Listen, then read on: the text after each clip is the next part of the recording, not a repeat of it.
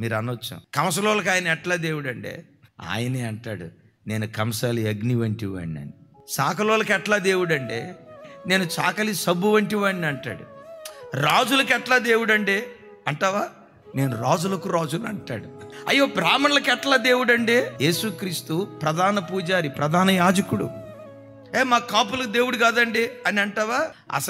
అసలు నంబర్ 1 కాపు యేసుక్రీస్తు వారు అంటాడు కదా, నేను నాటిన ద్రాక్ష తోటను దివారాత్రులు కాపాడుచున్నాను, కాపు కాయుచున్నాను. కాపులు ఆయన. మేము కమ్మోళ్ళం అండి, మాకు దేవుడు కాదంటావా? ఆయన మాటే కమ్మదనం.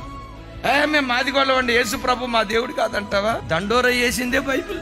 ప్రపంచంలో ఎన్ని జాతులు ఉన్నాయో, ఎన్ని కులాలు ఉన్నాయో, నాసిక రంధ్రాలలో ఊపిరి ఉన్న ప్రతి మనుషునికి యేసే యేసే యేసే నిజదేవుడు. ఆయన తప్ప వేరొక దేవుడు లేడు.